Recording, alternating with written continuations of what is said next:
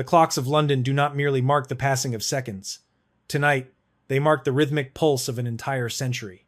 As the Great Bell of Westminster, known to the world as Big Ben, struck 12 times to usher in the dawn of Tuesday, April 21st, 2026, a profound and heavy silence settled over the United Kingdom. This is the moment history has been waiting for. This is the 100th anniversary of the birth of Her late Majesty Queen Elizabeth II. In the misty morning air of St. James's Park, there is a palpable electricity, a sense that the atmosphere itself is charged with the weight of the past. For those standing along the dark iron railings of Buckingham Palace, the mood is not one of mourning, as it was in the somber days of September 2022. Instead, there is a brightness, an exquisite dignity that signals the celebration of a life that spanned the most transformative century in human history. We are witnessing the culmination of an influence that began in the age of steam engines and concluded in the era of artificial intelligence. At the very heart of this grand symphony of remembrance is King Charles III. Sources close to the palace suggest that the king has approached this centenary with the meticulous eye of an artist and the tender, aching heart of a son. To the world, she was the sovereign, the face on the currency, the constant North Star of a vanishing empire. To him, she was simply mummy. This day, according to those within the royal household, is viewed by the king as his most personal and sacred duty since the day of his own coronation. The king's day began long before the sun peeked over the horizon of the Thames. While the nation slept, King Charles III was reportedly found in private reflection at St. George's Chapel, Windsor. There, beneath the stone floors where his mother and father rest side by side, he spent an hour in absolute solitude. It was a quiet communion between a successor and his predecessor, a moment for the new Carolingian era to lean back and kiss the hand of the Elizabethan past. Only after this private ritual did the king return to London to lead a nation that still deeply feels the void left by its longest reigning monarch. For the past 12 months, the king has personally overseen what insiders call the Centenary blueprint. Charles was adamant from the very beginning. This celebration must not be a hollow monument of stone or a dusty collection of archives. He demanded a living testament to the values his mother embodied: devotion, stoicism, and an unfailing sense of humor. This morning, as the royal standard flutters with a renewed vigor over the palace, the king is signaling something vital to the world. He is not just succeeding Elizabeth II, he is protecting her light. He is acting as the primary guardian of her soul. The strategy for this centenary is dual-faceted and brilliant in its execution. It is both a state-level affirmation of the monarchy's stability and a deeply humanizing portrait of a woman who was often hidden behind the crown. By personally penning the eulogy to be delivered tonight and hand-curating the documentary footage, which reportedly includes never-before-seen outtakes of the Queen's famous tea with Paddington Bear Charles, is bridging the gap between the majestic and the mundane. As we look back to the year 1926, the world was a vastly different place. The United Kingdom was grappling with the aftermath of the First Great War, and the idea of a female monarch reigning for 70 years was a distant, almost impossible thought. Yet, from that moment of her birth, a golden thread began to weave itself through the fabric of British identity. Today, the king is using that thread to anchor his own reign, ensuring that the stability provided by his mother for 7 decades remains the foundation for the future. The festivities effectively commenced yesterday, but today is the crescendo. The streets leading to the palace are lined with a sea of flowers, yet the air is filled with stories rather than tears. People have traveled from every corner of the Commonwealth, representing 56 nations, all gathered to honor a woman who spoke to the world without saying a word, often through the very fabric of her being. But as the sun begins to rise on this historic Tuesday, a question lingers in the air, keeping the world's media in a state of breathless anticipation. How will the king handle the internal fractures of the House of Windsor on such a public stage? How will he balance the open monarchy he desires with the purity of legacy he must maintain? The silence of the absent members is deafening, yet the king's focus remains unshakable. He has turned this day into a masterclass of soft power, proving that the crown is not just about power, but about presence. As we move into the heart of the morning, the king prepares to join Prime Minister Keir Starmer to finalize the plans for the National Memorial. The weight of history is leaning in. What the king reveals next, the architecture of memory he has built, will redefine the British identity for the next 100 years. The world is watching, the nation is waiting, and the ghost of the 20th century is about to meet the promise of the 21st. Stay with us, for the journey into the heart of the Elizabethan legacy is only just beginning. The transformation of a woman into a monument does not happen through speeches alone. It happens through the silent, shimmering language of what she chooses to wear. As the doors to the King's Gallery swung open on the eve of this centenary, the world was invited to witness the most intimate and strategic aspect of the late Queen's reign. The exhibition, titled Queen Elizabeth II, Her Life and Style, is not merely a collection of vintage garments. It is a masterclass in what King Charles III has termed diplomatic armor.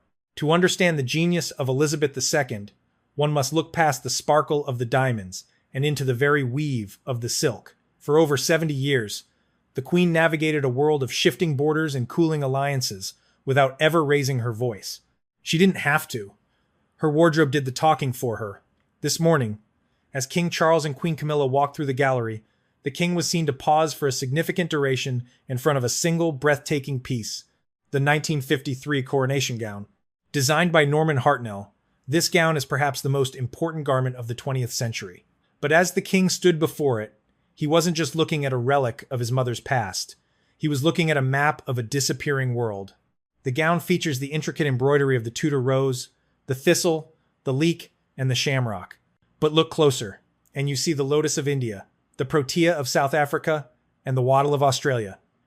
In 1953, this was a statement of unity. Today, in 2026, the king sees it as a testament to his mother's indefatigable devotion to British craftsmanship and the global family of nations. This is where the soft power of the monarchy becomes visible. For the Queen, fashion was never about vanity, it was about visibility. She famously said, "I must be seen to be believed." This was the core of her strategy of visibility. In a crowd of thousands, the Queen was always the brightest point of light, neon lime, vibrant fuchsia, electric blue. These were not choices made by a woman following trends. They were the choices of a sovereign who understood that for a 5'4" woman to command a room of world leaders, she had to be unmistakable. But the brilliance of this exhibition lies in its ability to show the diplomatic armor in action. There is the dress she wore to Ireland in 2011, the first visit by a British monarch in 100 years. She chose a shade of green, so specific, so resonant, that it signaled a decade of peace before she even stepped off the plane. There are the gowns embroidered with maple leaves for Canada and golden wattle for Australia. Each stitch was a gesture of respect, a silent negotiation held in the threads of a dress. King Charles has curated this display with the eye of someone who understands that these items are the global grammar of the monarchy. He has even included the 1947 wedding dress, a garment that tells a story of post-war resilience. In the shadow of the Second Great War, the then Princess Elizabeth had to save her own ration coupons to pay for the material. It took 350 seamstresses and 7 weeks to create, using 10,000 seed pearls imported from the United States. By showcasing this, the king is reminding the public that his mother's reign was forged in the fires of sacrifice and shared hardship. The exhibition features over 200 items, tracing her transformation from a young princess in tartan kilts to a global icon in her monochromatic uniforms. But the most poignant section is dedicated to her accessories, the silent signals. The king has authorized the display of her famous handbags, revealing the secret language she used with her staff. A handbag placed on the table meant the dinner should end in 5 minutes. A bag moved from one arm to the other meant she wished to be rescued from a conversation. It was a choreography of power that required no words, only a subtle shift of leather and gold. As the king inspected the display, he reportedly spoke of the stitch and sketch workshops currently taking place in the South Grounds. He has turned this centenary into an opportunity to revive the very crafts that clothed his mother. By connecting the ancient art of royal embroidery to the young students of 2026, he is ensuring that the Elizabethan style is not a dead language. He is proving that the hands of the people are what truly hold up the weight of the crown. But why does this matter so deeply to the retention of the monarchy today? Because in an era of digital noise and fleeting trends, the Elizabethan standard represents something rare: consistency. For 70 years, the Queen was the most photographed woman on the planet, yet she never looked out of place. She used her image to anchor the British identity to a sense of timelessness. King Charles understands that by protecting this image, he is protecting the stability of his own throne. As you walk through the King's Gallery, you realize that the Queen didn't just wear clothes. She wore the expectations of a nation. She wore the history of the Commonwealth.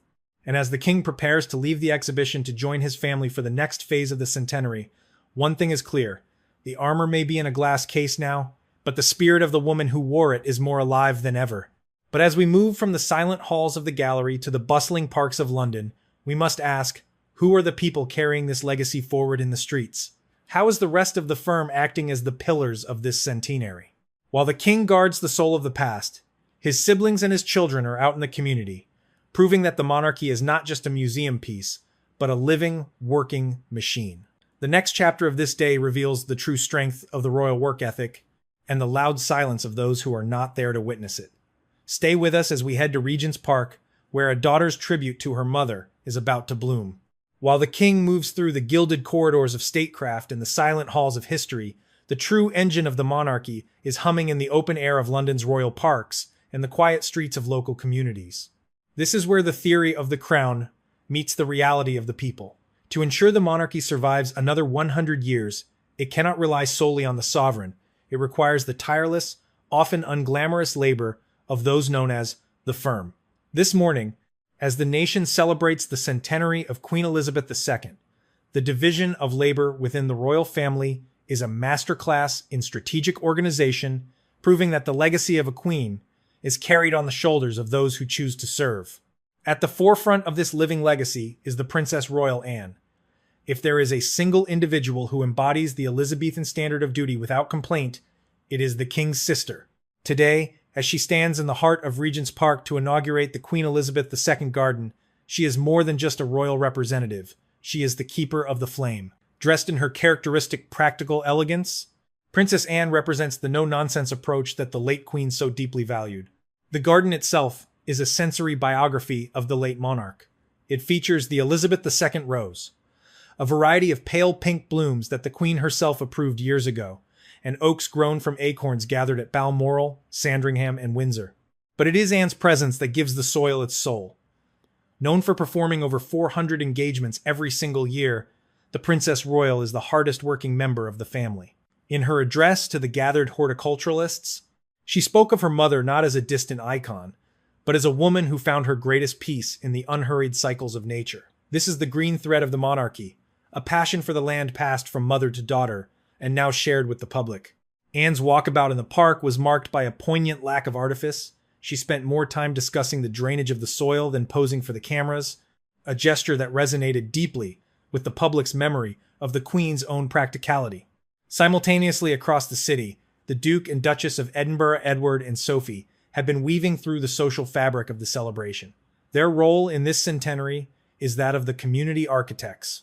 While the king handles the weight of the state, the Edinburghs ensure that the living patronage of the late queen remains vibrant. Their schedule today has been a marathon of patronage diplomacy. From visiting the Royal Canine Club to meeting with the British Red Cross, they are the connective tissue between the crown and the civil society. A moment of pure nostalgic joy occurred at the Canine Club, where a gathering of over 100 corgis and their owners created a scene that would have brought a beaming smile to the late queen's face. Sophie, the Duchess of Edinburgh, who was famously close to her mother-in-law, was seen sharing personal anecdotes with the volunteers. She reminded them that the Queen's patronages were never just names on a letterhead, they were her extended family. This is the strategy of the firm in 2026, to prove that the Queen's death did not signal the end of her influence, but rather the beginning of a new chapter of active service led by those she trusted most. However, in the midst of this grand assembly of duty, the loud silence of the absent members is a sharp and unspoken reality. As the royal family gathers in a show of impenetrable unity, the absence of the Duke and Duchess of Sussex and the Duke of York remains a subplot of intense media speculation. Yet, the palace has remained firm. Today is about the centenary of the sovereign, not the grievances of the house. By focusing strictly on the Queen's legacy and the relentless work of the working royals, King Charles has effectively shielded the event from being overshadowed by domestic drama. There is a clinical, quiet efficiency in how the palace has handled this void. By filling every hour of the centenary with meaningful action from Anne, Edward, and Sophie, the king has ensured that the absent members are not missed by a public that is witnessing a vibrant, active, and unified family. The message is clear. The path forward for the House of Windsor is one of meritocracy and service. In the new Carolingian era, being a royal is not just a birthright. It is a job that must be performed with the same quiet persistence that Elizabeth II demonstrated for 70 years. The highlight of this midday phase was a surprise visit by the King and Princess Anne to a stitch and sketch workshop hosted near the Queen's Gallery. Here, the King watched as young students were taught the art of royal embroidery, the same techniques used to create the diplomatic gowns currently on display. In a moment of rare, visible emotion, the King remarked that seeing the next generation learn these crafts was the greatest birthday gift my mother could have received. It was a powerful affirmation that the monarchy is not a relic to be kept under glass, but a living entity that continues to grow, work, and serve. As the afternoon sun begins to dip over the London skyline, the focus returns to the architectural and philosophical structures of memory. The firm has done its work in the parks and the community centers, but now the King must unveil the permanent anchors of his mother's legacy. The transition from the human to the monumental is about to begin. Behind the scenes, the blueprints for a new national memorial are being finalized, and the King is preparing to show the world how he intends to bridge the gap between the 20th and 21st centuries. But as we move toward the architecture of memory, a new question arises. How do you build a monument that is as enduring as a 70-year reign? How do you capture the spirit of a woman who is both a mother and a global icon in stone and steel? The next part of our journey takes us to the British Museum, where the King and the Prime Minister are about to reveal the golden thread-made manifest. Stay with us as we explore the bridge between the old world and the new. Every great civilization is defined not by the wars it won, but by the shadows its monuments cast across the future. As the clock approached the evening of April 21st, 2026, the narrative of this historic centenary shifted from the ephemeral celebrations of the morning to the permanent structures of the architecture of memory. This is the phase of the day where King Charles III, a lifelong student of urban harmony and the philosophy of space, leaves his most indelible mark. While the public enjoyed the parks and the exhibitions, the King was engaged in the heavy lifting of statecraft, ensuring that his mother's 100-year legacy was not merely a memory, but a functional, poetic addition to the London skyline. The transition began at the British Museum, where a symbolic meeting took place between the King and Prime Minister Keir Starmer. Watching these two men pore over a set of grand blueprints, one could see the weight of the golden thread of continuity in action. The collaboration between the King and the legendary architect Sir Norman Foster represents a rare alignment of royal tradition and modern innovation. The mission was clear: to finalize the designs for the National Memorial to Queen Elizabeth II, a project that is set to redefine the geography of St. James's Park. For the King, this memorial is not a hollow monument of stone, but a living bridge. The centerpiece of the design is the Crown Bridge, a magnificent walkway intended to span the lake in St. James's Park. The architecture of the bridge is inspired by the delicate interlacing lattice of the Queen's favorite tiaras, creating a structure that feels both regal and weightless. For Charles, this bridge is a metaphor for the Queen herself, a woman who connected the old world to the new, the colonies to the Commonwealth, and the monarchy to modern democracy. It is a physical manifestation of 70 years of stability. But perhaps the most poignant detail of the design is the Philip Gate. This new entrance to the park is a deliberate tribute to the late Duke of Edinburgh, ensuring that even in her centenary, the Queen is not separated from the man who was her strength and stay. This decision underscores the King's emphasis on the partnership of the crown, a theme he has sought to replicate in his own reign with Queen Camilla. By honoring his father alongside his mother, Charles is reminding the nation that the monarchy is a family business, built on the foundations of shared loyalty and private sacrifice. However, the King's vision for remembrance goes far beyond bronze and granite. Today, he officially sanctioned the Digital Elizabethan Archive, a massive undertaking to digitize the Queen's private home movies, journals, and state correspondence for public and educational use. This is the democratization of royal heritage. By allowing the public to see the Queen not just as a figure on a postage stamp, but as a mother, a sailor, and a lover of the Scottish winds, he is stripping away the ice of the institution to reveal the warmth underneath. In the world of 2026, where history is often consumed in 30-second clips, the King is providing a deep, digital reservoir of truth. This strategy of open monarchy is also reflected in the stitch and sketch workshops that have taken over the south grounds of the palace. Here, the King's patronage of traditional crafts meets the public's desire for engagement.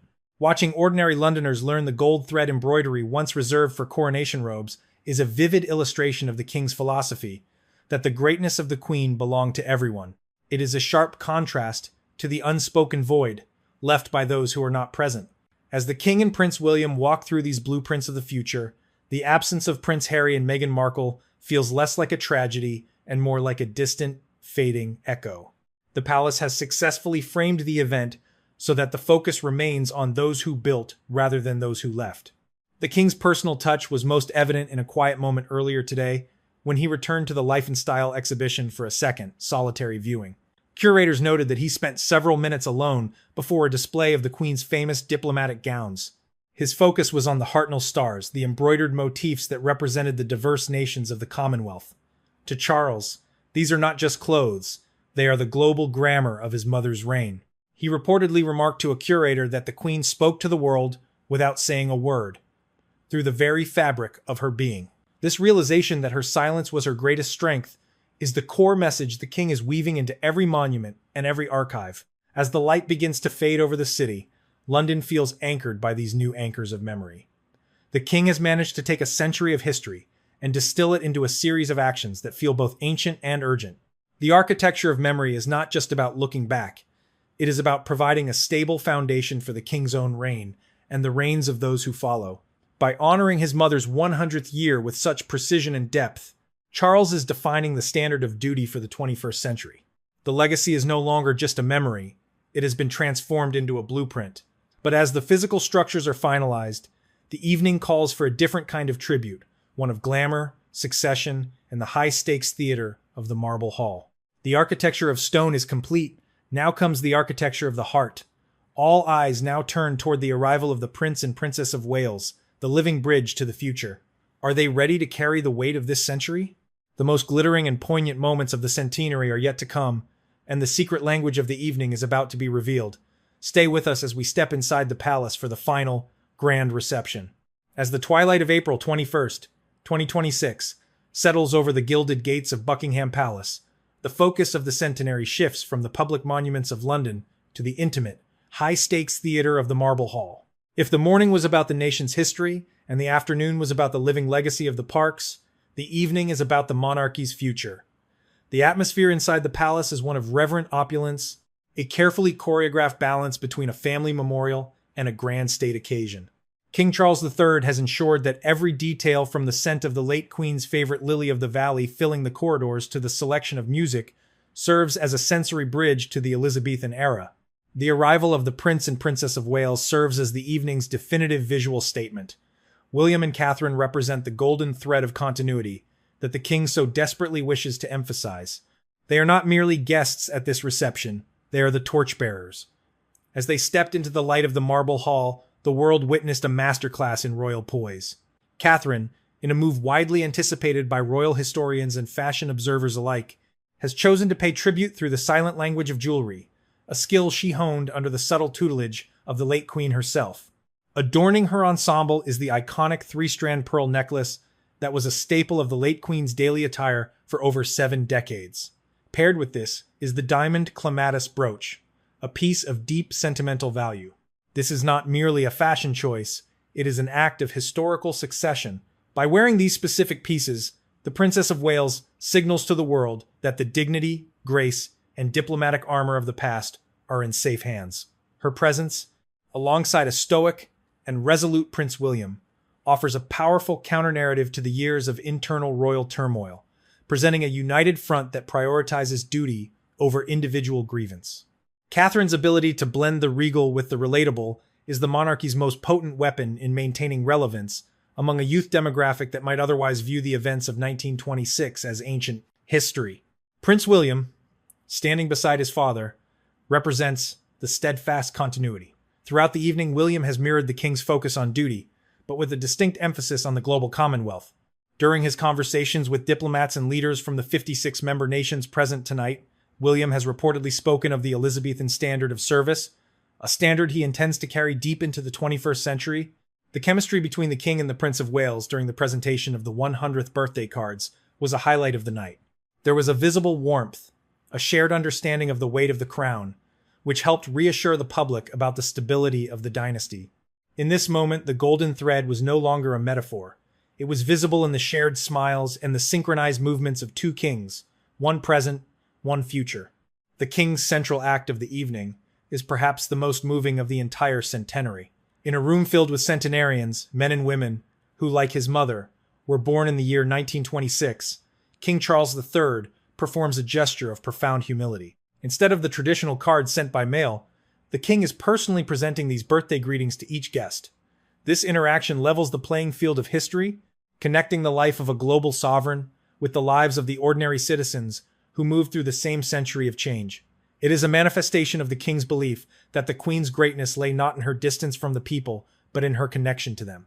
To see a man born in a palace, shaking the hand of a man born in a coal mining village, both sharing the milestone of 100 years of British history, is a powerful image of national unity. This display of unity is made all the more striking by the loud silence of the Montecito branch of the family. While the international media remains obsessed with the lack of a birthday message from Harry and Meghan, the atmosphere inside the palace is one of focused exclusion.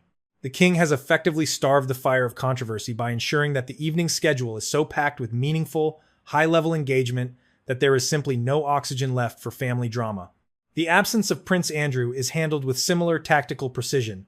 He remains a ghost of the past, while William and Catherine are the vibrant faces of the future. By elevating the Wallaces to such a prominent role in the Centenary, King Charles is sending a clear message. The path forward is one of service, sacrifice, and absolute loyalty to the institution. A particularly poignant moment occurred during the viewing of a short documentary tribute when the footage transitioned to the Queen's final public appearance on the balcony during her Platinum Jubilee in 2022. The camera caught a glimpse of a young Prince Louis whispering to his great-grandmother, a moment that drew a collective, tender sigh from the guests in the Marble Hall. For William and Catherine, these are not just historical archives. They are deeply personal family memories. The Prince of Wales was seen leaning over to whisper something to the king, a private moment of shared grief and pride that humanized the firm in the eyes of everyone present. It reminded the world that while this is a state event of massive proportions, it is also a son and a grandson, honoring the woman who was the North Star of their lives. As the reception moves toward its climax, the torchbearers have succeeded in their mission. They have shown that the monarchy is not a static portrait, but a moving, breathing entity. Catherine's grace and William's resolve have provided the perfect counterpoint to the king's scholarly and emotional tributes. They have ensured that when people look back at the 100th anniversary of Queen Elizabeth II's birth, they won't just remember a woman who lived a century ago. They will see a legacy that is being actively lived, breathed, and protected by the couple who will one day take her place. The Elizabethan embrace has been passed on, but the night is not yet over. The guests are now being asked to take their seats for the final, most solemn act of the centenary. The king is preparing to take the podium to deliver a eulogy he has been writing for over a year. The scent of the lily of the valley seems to grow stronger as the room falls into a heavy, respectful silence. What words will a son use to summarize a century? How will he bridge the final gap between his mother's soul and the nation's heart? The climax of the century is only moments away, and the final marmalade secret is about to be revealed. Stay with us for the conclusion of this historic journey. As the grand clock within the quadrangle of Buckingham Palace chimes the final hour of this historic day, the narrative of the centenary reaches its most hallowed and intimate conclusion. The air within the Marble Hall is thick with a sense of completion, as if the collective spirit of an entire century has been gathered, honored, and distilled into this single, candlelit hour. We have moved through the mist of the morning, the diplomatic armor of the afternoon, and the generational transition of the evening. Now, as midnight approaches on Tuesday, April 21st, 2026, the world stands still for the final word. King Charles III, standing at the lectern beneath the solemn gaze of ancestral portraits, prepares to deliver the most significant address of his reign. This is the moment where the son and the sovereign finally merge. The silence in the hall is absolute, broken only by the faint, rhythmic ticking of a clock that has witnessed the rise and fall of empires. The king's voice, steady, yet resonant with a rare and visible emotion, carries through the stillness. He begins his eulogy not with the grand titles of a queen, but with a title far more ancient and personal. He speaks of a mother. The central theme of his address is what he calls the architecture of the heart. In a deeply moving passage, the king describes how the late queen did not merely rule a nation, but tended to its soul with the same patience and devotion she showed her beloved gardens at Sandringham. He speaks of her reign as a 70-year conversation with the British people, a conversation held not in shouting matches of policy, but in the quiet, steady presence of a woman who promised her whole life to service and never once looked back. But the moment that truly captures the heart of the room and the millions watching across the globe is his reference to the marmalade philosophy. With a gentle, nostalgic smile, the king recalls the famous 1922 Platinum Jubilee film where the Queen shared tea with Paddington Bear.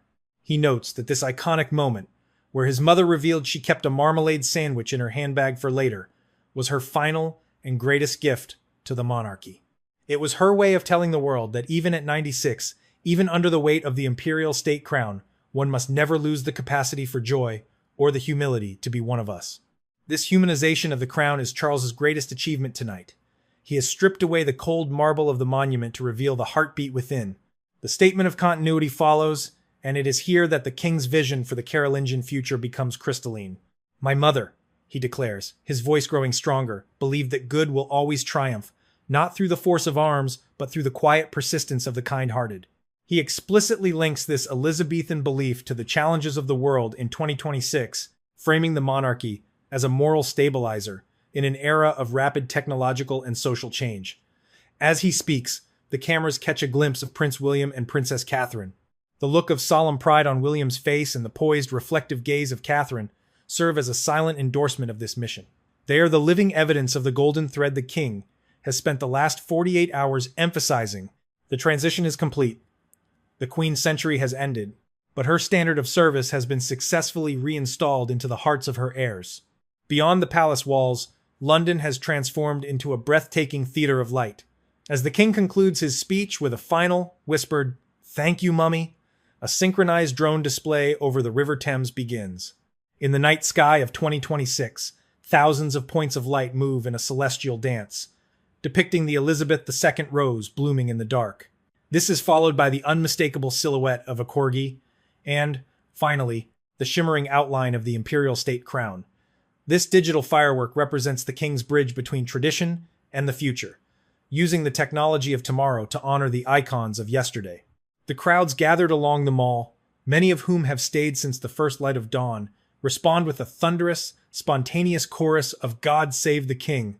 It is a powerful vocalization of the public's acceptance that the Elizabethan era has truly, finally passed into the hands of the Carolingian age. The final act of the night is a quiet, private one. As the guests begin to depart the Marble Hall, the King and Queen Camilla, joined by the Prince and Princess of Wales and the other working members of the royal family, retire to the private chapel for a moment of prayer. In this sacred space, the noise of the global media and the loud silence of the absent members fade into total insignificance. The king has succeeded in his primary objective. He has protected the sanctity of the Centenary from the distractions of domestic discord. By maintaining a dignified silence regarding Prince Harry and Prince Andrew, and instead saturating the public consciousness with the tireless work of Princess Anne and the Edinburghs, the king has redefined the firm as a meritocracy of service rather than a drama of birthright. As the lights of Buckingham Palace begin to dim and the final candles are extinguished, the legacy of Queen Elizabeth II feels more vibrant than it has since her passing in September 2022. It is a legacy that does not lie in dry stones and hollow statues, as the king remarked, but in the unfailing goodness that continues to inspire a nation. The 100th anniversary of her birth has served as a national catharsis, a moment to look back with profound gratitude and look forward with a renewed sense of purpose.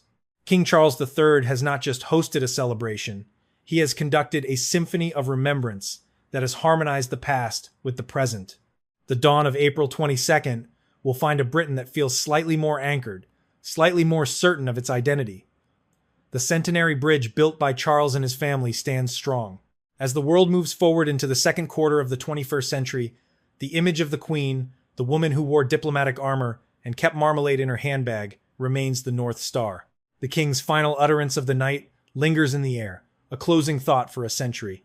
She is not gone. She is the ground upon which we walk and the sky toward which we reach.